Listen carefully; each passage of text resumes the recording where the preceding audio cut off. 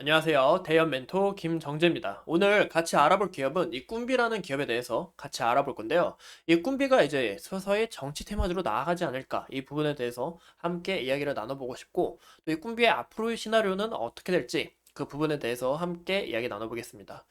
여러분들이 투자를 하시는 이유가 돈을 벌고 미래를 준비하기 위해서가 아닐까 싶어요. 하지만 이 바쁜 직장 속에서 이 힘든 일을 이겨내고 계시느라 실상 다양하고 이 중요한 정보들을 놓치기가 일상이실 겁니다. 제가 이 꿈비라는 기업에 대해 상시 이 기자 정신으로 24시간 조사를 하고 있으니까 여러분들과 늘 오랫동안 함께 할 거고 또 여러분들의 투자가 성공적인 투자가 될 수 있도록 항상 응원하겠습니다. 그럼 바로 같이 알아볼까요? 오늘 차트를 간단하게 보면 현재 굉장히 많이 눌리고 있다라는 것을 우리가 볼 수 있는데요.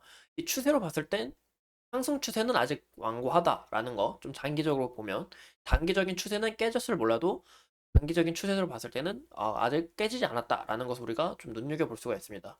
예, 보시면 현재 21선 이탈하고 현재 다시 이제 5일선하고 21선 만나서 데드크로스 나오고 현재 이 주가의 움직임이 굉장히 좀 저조하다라는 것을 볼 수가 있는데요. 오늘 그 이유가 북한 관련 이슈가 끊임없이 나오고 홍해 관련 이슈가 나오면서 이 거래 대금이 다 그쪽으로 몰려가면서 좀 약간 거래량이 굉장히 좀 부족한 모습이 아닌가라고 좀 보이긴 합니다. 이런 부분에서 우리가 좀 아직 좀 지켜봐야 된다. 우리가 지금 당장 매수를 해야 되고 물량을 쌓는 게 아니라 우리가 좀 단기간 아니면 중기간 정도까지 지켜를 보고 이 60일선을 만나고 어떻게 될지 우리가 그 부분을 좀 보는 게 좋을 것 같죠. 하지만 이 저출산, 이 꿈비가 저출산 관련주잖아요. 이 저출산이 끊임없이 대한 이 이슈가 나오고 있기도 하고 또 오늘 간단하게 이슈를 보면 보시면 이제 4월 달에 국회의원 선거가 있죠. 이 선거에 맞서서 이 민주당도 1호 총선 공약 키워드가 저출산이고 이 국민의힘도 이 총선 계약이 바로 이 저출산인 걸 보아 아마도 이 저출산에 관해서 뭐 수혜를 받을 가능성이 굉장히 크다라는 것을 우리가 알 수 있겠죠. 이 꿈비가 또 저출산 관련주로 보시면 이 아가방 컴퍼니뿐만이 아니라 이렇게 꿈비까지 저출산 정책 수혜 기대로 주가가 펌핑한 적을 보아 이 국회의원 이제 공약이 나오면서 이 저출산 관련해서 공약을 던질 때마다 주가가 긍정적으로 더욱더 이렇게 올라갈 가능성이 크다라는 것을 우리가 염두하면 어떨까 싶습니다.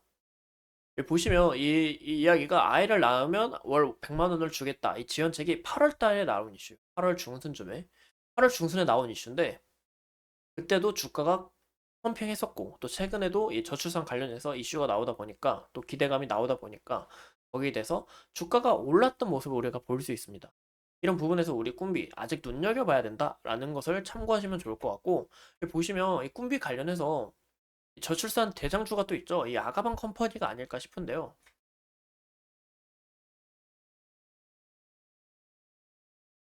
현재 아가방 컴퍼니도 살살살 눌리고 있고 현재 꿈비도 눌리고 있으니까 어느 정도 눌린 후에 우리가 좀 지켜보는 방향이 좋지 않을까 싶습니다.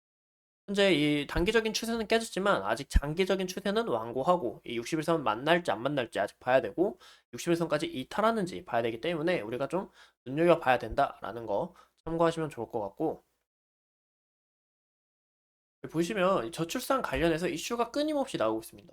이번 연도 신입생 0명, 초교 180일 입학식을 못 연다라고 이렇게 이야기가 나온 만큼 이번 2024년도 입학생이 30만 명 정도 되는 것으로 알고 있습니다. 30만 명이 되고 아마도 2026년에는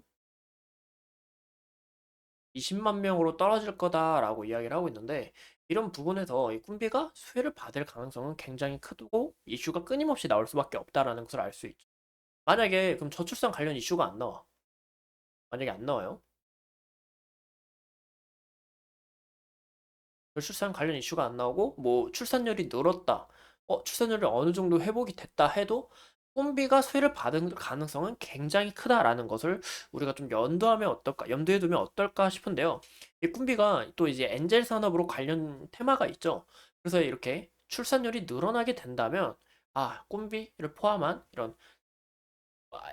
이런 엔젤 산업 관련주들이 이제 좀 실적에 대해서 수혜를 받겠구나. 실적이 앞으로 늘어나고 성장을 더욱더 하겠구나라는 것을 보아 이런 부분에서까지 꿈비는 양방면으로 저출산 그리고 이제 출산율이 회복이 돼도 이 부분대에서 수혜를 받을 가능성이 굉장히 크기 때문에 우리가 이런 관련 주들을 하나씩 좀 눈여겨보면 어떨까 싶습니다. 보시면 이 저출산이라는 게 굉장히 심각해요. 2024년 이 출산율 관련해서 0.6%가 원래 전망치였는데 0.6%가 아니라 이제 0.5%로 하향 조정했다고 합니다. 고작 지금 1월 16일인데 이렇게 조정한 것을 보아 출산 관련해서는 우리가 정말 큰 위기다라는 것을 알 수가 있고, 한국의 이 잠재 성장률은 보시는 것처럼 이 금융위기 이후, 팬데믹 이후 이 2.2단계로 낮아지는 모습을 우리가 확인해 볼 수가 있는데요. 그 이유가 뭐냐? 바로 잠재 성장률이 급락하는 주된 원인은 바로 저출산과 고령화에 따른 이 생산 인구가 급감하고 자본 축적에 있어서 저하가 된 부분이다라는 것을 우리가 알 수 있죠. 이런 부분에서 이 저출산 관련해서 우리가 빨리 문제를 어느 정도 고쳐야 될 것 같은데 어떻게 될지 이 부분에 대해서는 저 또한 굉장히 많이 고민이 되고, 우리가 꿈비를 왜 키워드로 봐야 되는지 이 부분에 대해서 알 수 있겠죠. 그리고 이 정치 테마주라는 게 이 말 한마디 한마디에 주가가 크게 펌핑하지 않습니까? 우리가 그런 부분에서는 우리가 좀 꿈비를 만약에 정치 테마주로 엮이게 된다면 이 조심해야 될 이런 우려를 항상 갖고 있어야 되고, 저출산 관련 이슈가 나오면 어느 정도 이제 수혜를 받을 가능성이 있다. 양방면으로 민주당과 국민의힘에서 이런 부분은 우리가 좀 참고하시면 어떨까 싶습니다. 이상 이 꿈비라는 기업에 대해 같이 알아본 대여 멘토 김정지였습니다. 오늘도 이렇게 소중한 시간 내서 영상 시청해주신 점 다시 한 번 더 감사드리고요. 이 꿈비라는 기업 앞으로 어떻게 될지 제가 지속적으로 파헤쳐보며 여러분들의 투자가 이 성공적인 투자가 될 수 있도록 항상 응원하겠습니다. 감사합니다.